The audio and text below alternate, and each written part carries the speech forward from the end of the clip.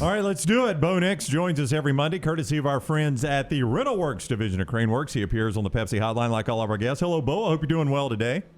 Good morning. How are y'all? Doing great. Thanks a lot. You are obviously too young to remember this, but in 1996, what? You're already laughing.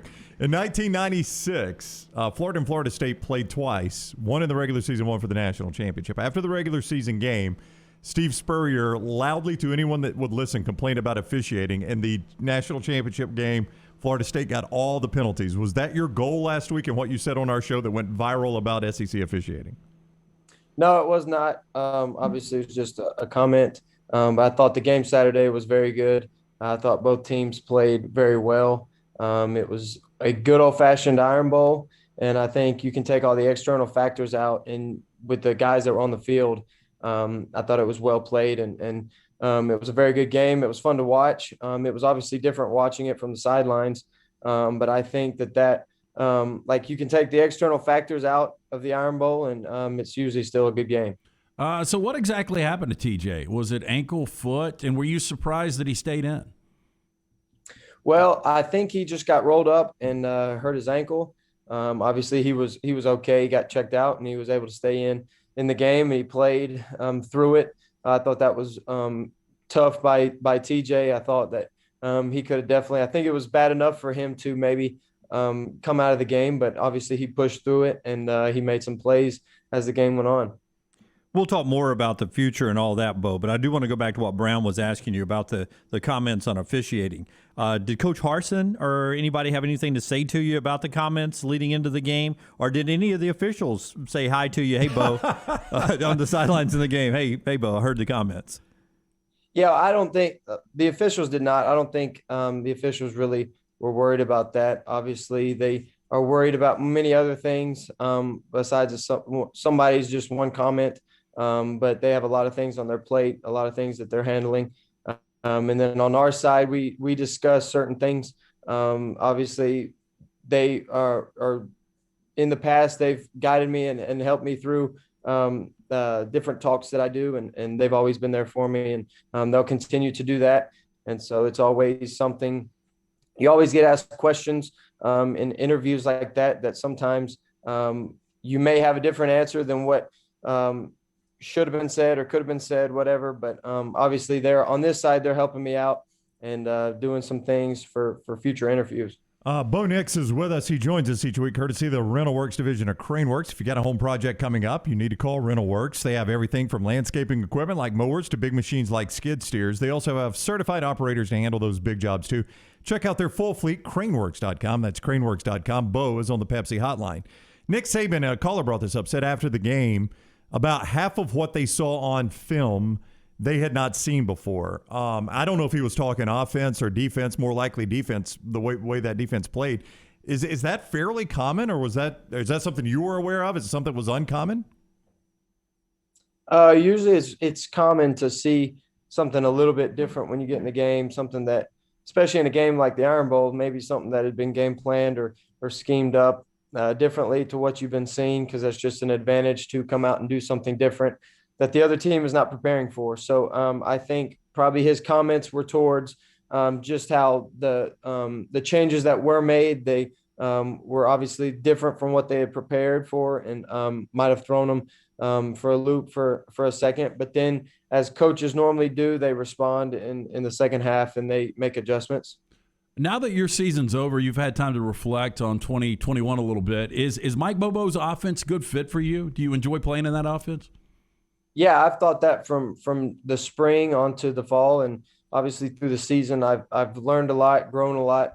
I've enjoyed being under center some. I've enjoyed calling plays from the huddle. Enjoyed being obviously from the shotgun and doing some spread things.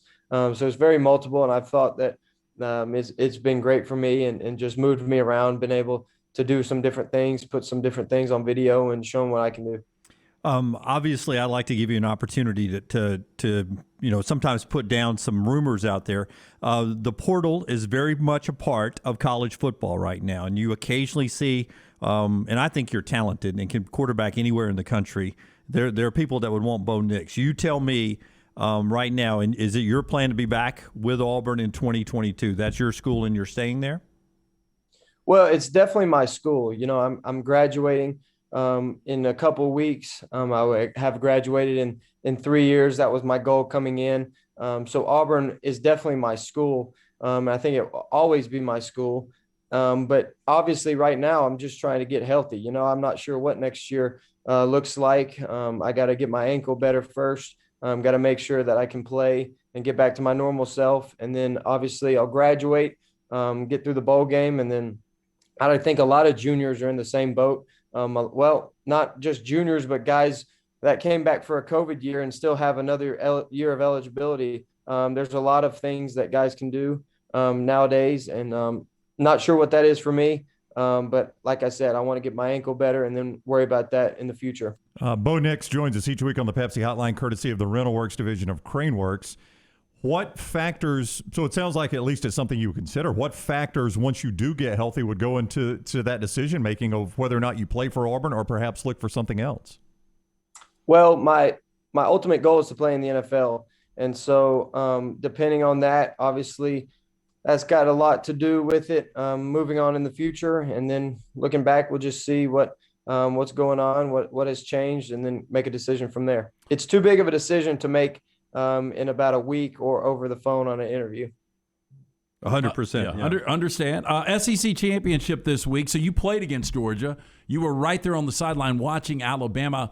How close are these defenses, if they're close at all? I know Georgia is considered the elite defense. Alabama's playing some really good defense right now, though. I think you can compare them to the Alabama-Georgia SEC championships that we've seen in the past. I think they're going to be very similar. A physical football game, a lot of good players. It's just going to come down to who scores more points, obviously, and who can get past the other's defense and make explosive plays. That's what we see a lot in college football today. The teams that make explosive plays and don't have to just drive the length of the field and put together drives over and over and over, because you're not going to do that consistently against Alabama nor Georgia. They're really good on defense, and they make you snap it over and over. So whoever has probably more explosive plays, and then sometimes the turnover battle and the field position battle, that they play a huge role in games like this too. And so usually when teams are evenly matched, good defenses, high-powered offense, obviously they're both going to be good on special teams. It'll come down to who makes more explosive plays.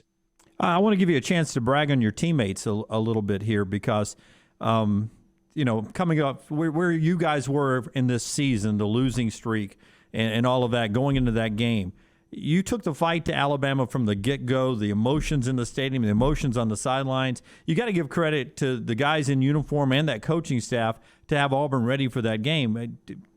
I know you always think it's going to happen if you're a player and you're playing it, but deep down, you weren't in this game, Bo. Did you think that type of performance was on the horizon for your team? Yeah, I'm glad you asked that. I think that my teammates accepted the challenge head on. It tells you what kind of players those guys are, what kind of competitors they are. And it says a lot about their character, how they've had a tough past few weeks. It's been a long, grueling season. We've been in every game that we've played.